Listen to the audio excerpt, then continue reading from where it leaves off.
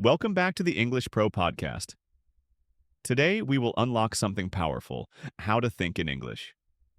Not just speak it, not just understand it, but think in English automatically, confidently, without translating in your head. Yes, if you're tired of pausing, translating, and speaking, this episode is for you. Imagine being able to respond in English without even realizing it, just like you do in your native language. That's the dream. And it's not just a dream, it's doable. We'll break it down step by step, give you real techniques, relatable stories, and practical tips. By the end, you'll know exactly how to train your brain to think in English, naturally. Let's dive in. No textbooks, no memorization, just real fluency. Let's start with the problem. Why is it so hard to think in English? Most learners say the same thing. I know the words. I understand English when I read or listen, but when I try to speak, my brain just freezes. Sound familiar? Exactly. It's like your mind hits a wall. You want to speak fluently, but your brain is translating from your native language to English. That translation step causes delay, hesitation, and awkward pauses. Here's the truth. Translation is a crutch. It helps at the beginning, but if you keep relying on it, you'll never reach fluency. Thinking in English is the only way to break free. Think about it this way. When you were a child learning your first language, you never translated anything. You just connected words with meaning through experience. The same principle works for English. You need to immerse your brain in the language until English becomes the default. So let's stop the translation trap. From this point forward, you'll learn how to rewire your mind for English thinking. Okay, Emma, I want to ask you something that I know a lot of learners struggle with. Why does it feel like our brain is constantly translating everything from our native language into English? Oh yes, that's such a big issue. It's like learners are watching a movie in English, but their brain is adding subtitles in their native language all the time. That extra step slows everything down and creates confusion. Exactly. It's like the brain has to do double the work. First, understand the sentence in your own language, then reconstruct it in English. That's exhausting. Totally. But here's the thing. When kids learn a language, they don't translate. They associate words directly with meaning. So if they see a ball, they hear ball, and that's it. No subtitles. So the goal is to think directly in English like a child would. Right. And you can practice that by stopping yourself from mentally translating. For example, if you see a cat, instead of thinking, oh, that's a bill in French or bill in Spanish, try to immediately think cat. Visualize it. Say the word. Repeat it mentally in English. Keep your thoughts in English, even if they're simple. That's such a powerful shift. And I like how you said even if they're simple. A lot of learners feel embarrassed if their English thoughts aren't advanced. But you have to start small. Exactly. Start with one-word thoughts, then two-word phrases, then short sentences. And before you know it, you're having full conversations in your head in English. That's the first step to fluency. I remember one student told me he practiced by describing everything he did in his head. Like, I am brushing my teeth. Now I will eat breakfast. I am drinking coffee. That's perfect. It's basic, but it builds that mental connection. And over time, you stop translating and just live in English. That's the magic. Love that. So if you're listening to this, your challenge is try spending 5 minutes today just thinking in English.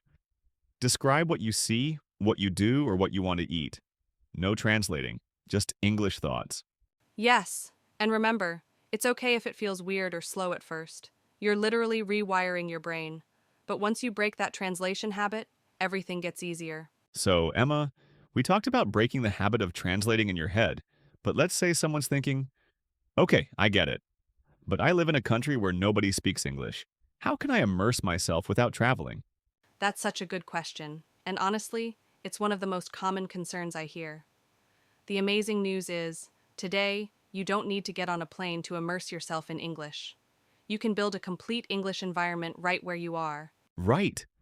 I like to call it a personal English bubble. Surround yourself with English every single day, so your brain starts to believe that English is your everyday language. Exactly. Let's give people a real plan. First, your phone and apps. Change the language on your phone to English.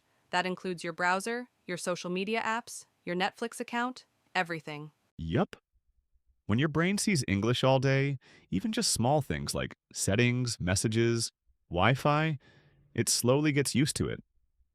These little exposures matter. Second, fill your environment with English input. Podcasts, audiobooks, YouTube videos, TV series, whatever you like. But make sure it's something you enjoy. Totally.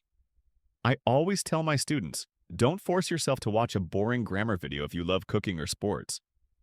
Watch cooking shows in English. Watch football commentary. Make English part of your passion.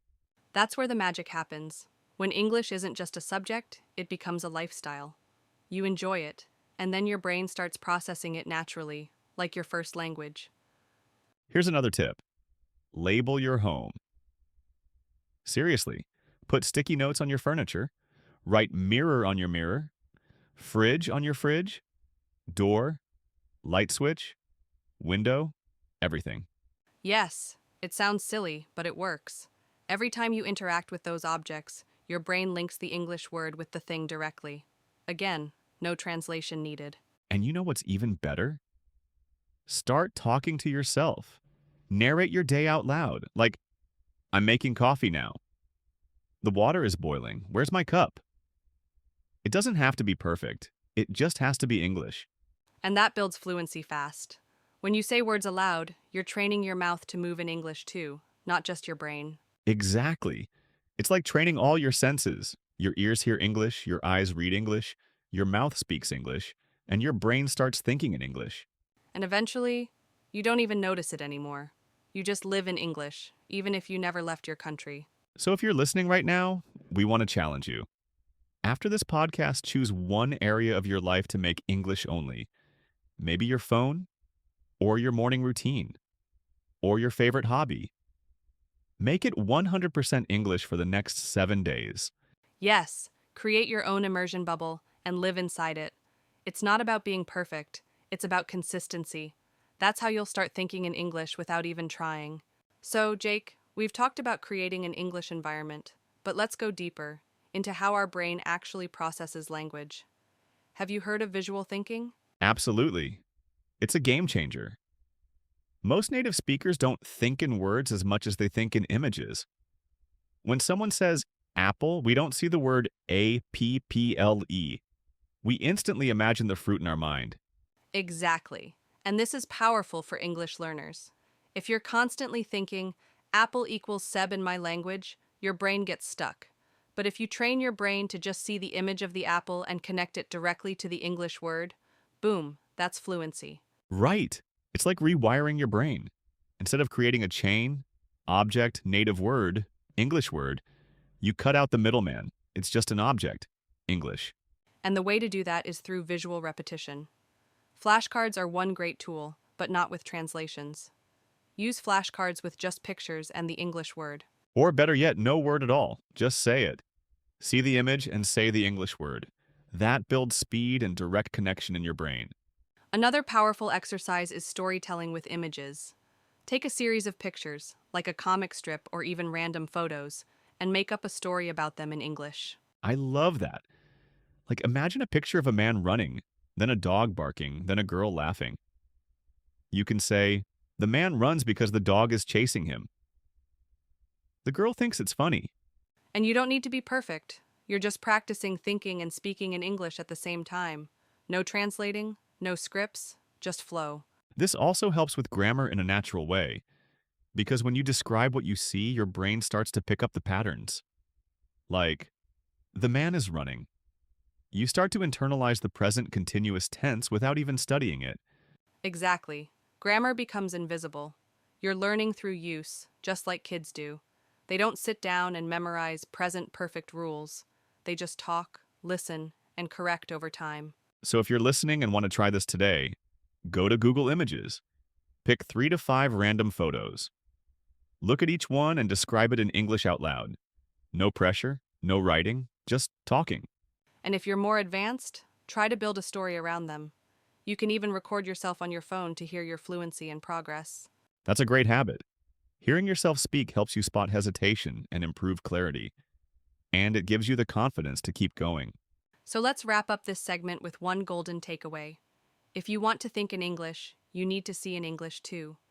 Train your brain to connect English with images, not with translations. The more you do it, the faster English becomes your automatic language for thoughts, ideas, and conversations. So, Emma, I want to talk about one of the biggest blocks learners face. Something we both hear all the time. It's that little voice in your head that's always translating before you speak. Oh, yes, the inner translator. That voice is sneaky. It tries to help, but really, it's slowing you down. Instead of speaking naturally, you're doing this three-step process. You think in your native language, translate it, and then say it in English. That's exhausting.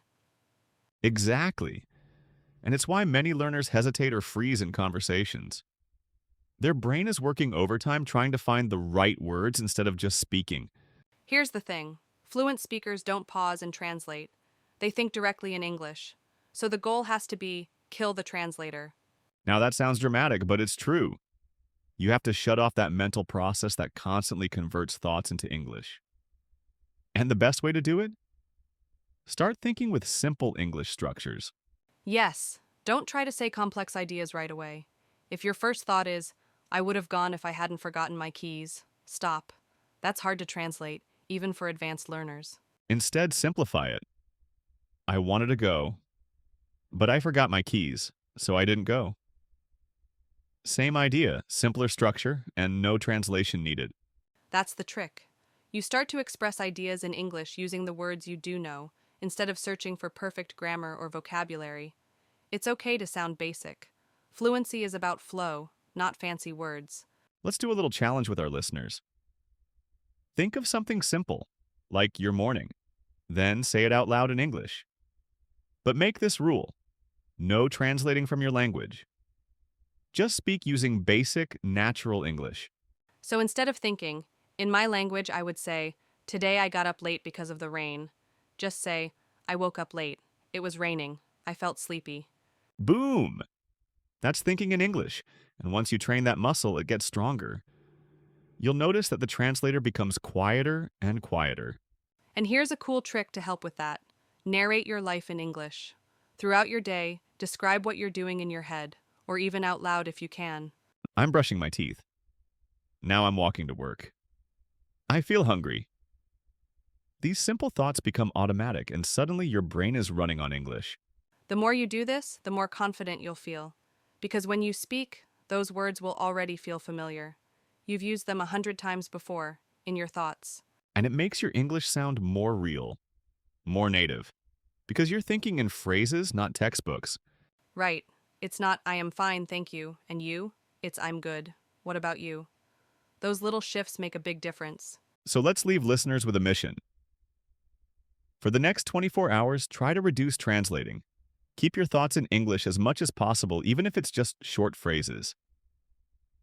I'm thirsty. Where's my phone? This is boring. Anything. If you do this every day, the translator will fade away.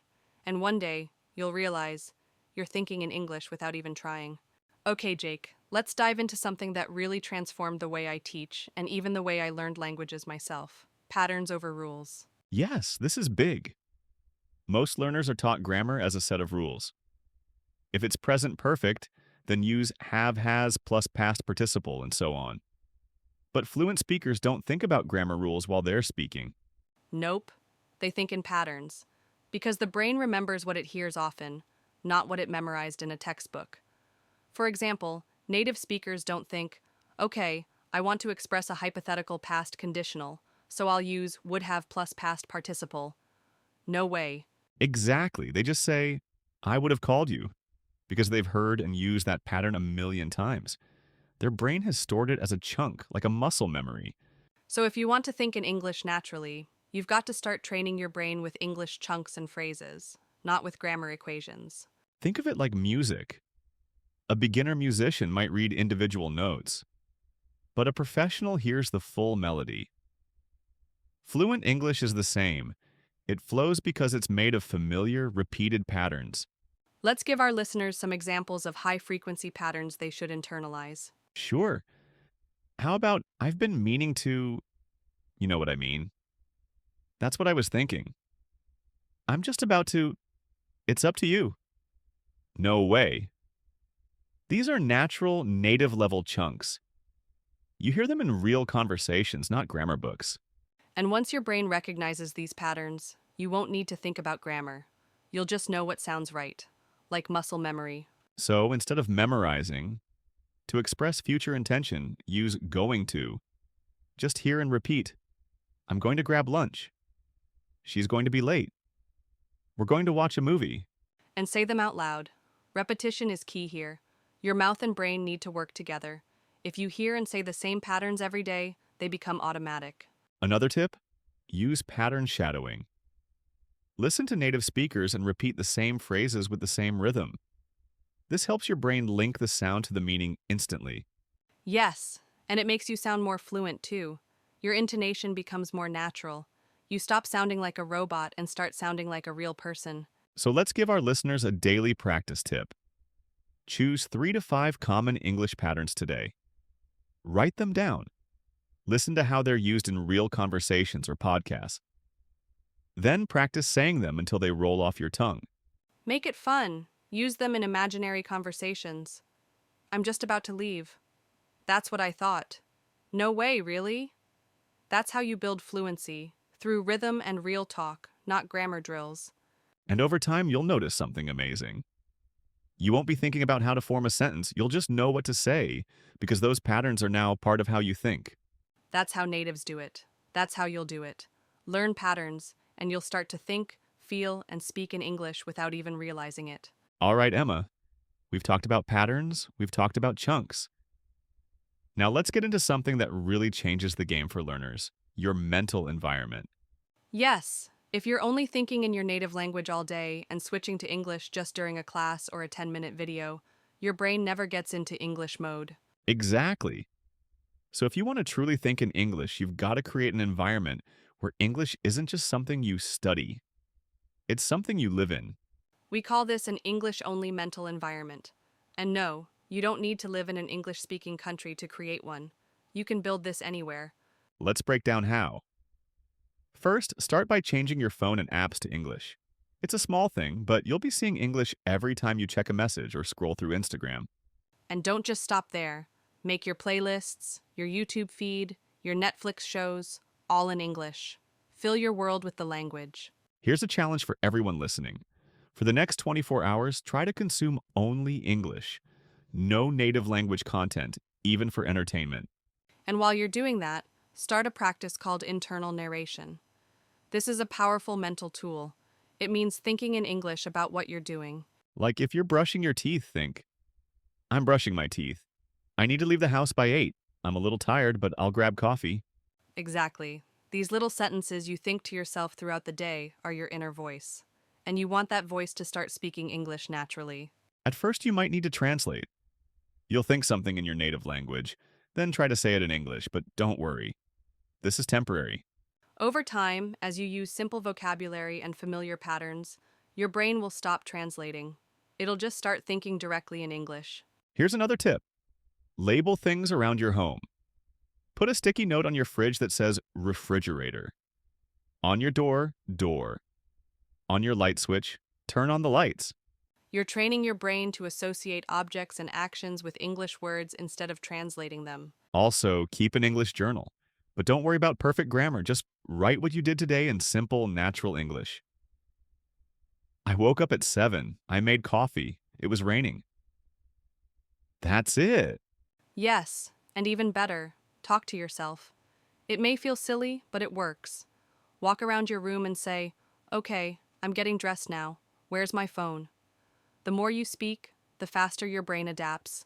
And if you live with family or roommates who don't speak English, no problem. Talk to yourself in your head. You're creating a private world in English. The point is to immerse your mind. Don't wait for English class to think in English.